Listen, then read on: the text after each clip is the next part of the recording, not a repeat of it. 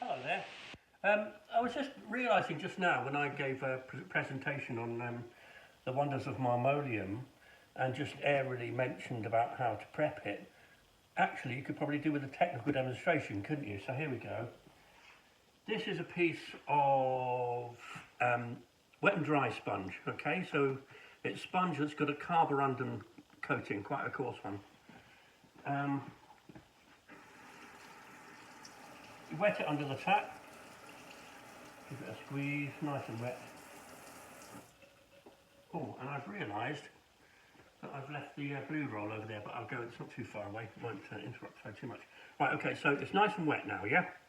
And here is a piece of prepared marmoleum. Marmoleum is flooring linoleum, much better than the stuff, the grey stuff you get in craft shops. So you give it a good old going over.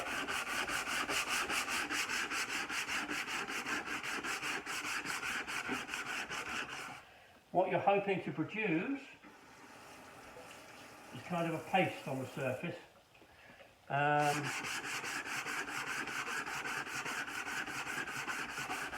This is because, shouting over my own noises here, this is because the surface of marmoleum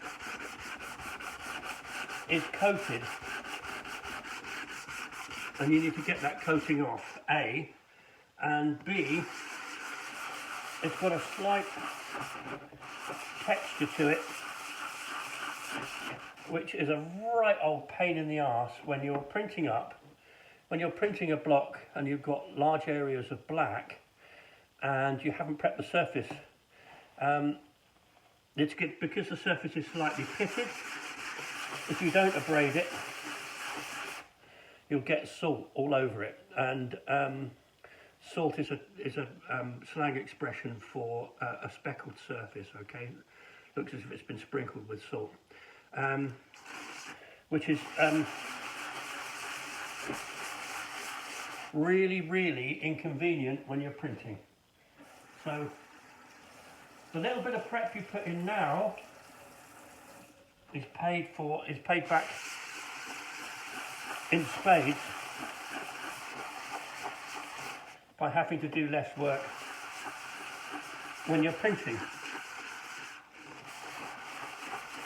If you've got fine detail on a lino cut and large areas of black, getting the blacks absolutely crisply, totally black, and preserving the finest of the thin lines is a task in itself. So the smoother the marmoleum, the less likely you are to have any saltiness. Excuse me one moment.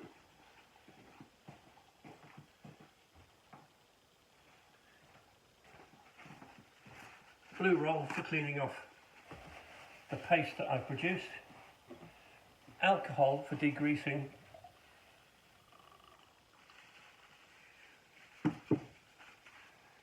And sniffing.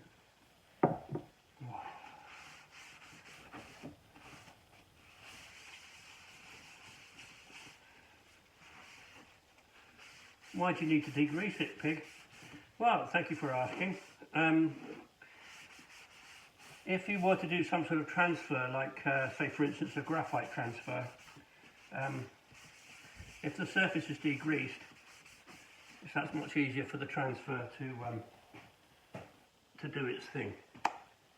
Right, now we have a little bit of black acrylic ink. That's about all you need. Look, I've got 4 spots of black acrylic ink on there. Ordinary house painting brush, wet. Needs to be wet. Oh, that's too much ink, is it? No, that'll be okay. I have to say this is on the dark side a bit. Perhaps a little bit lighter might be the thing.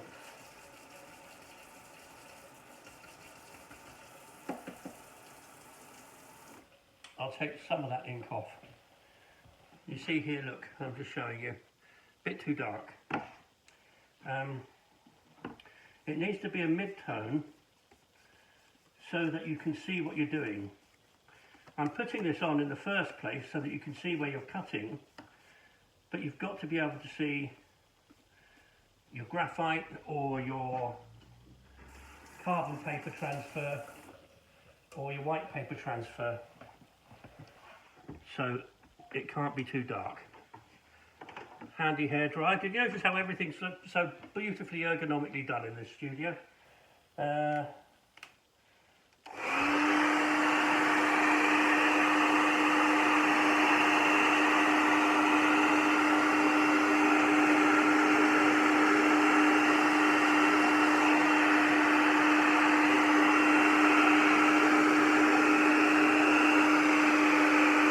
la la la la.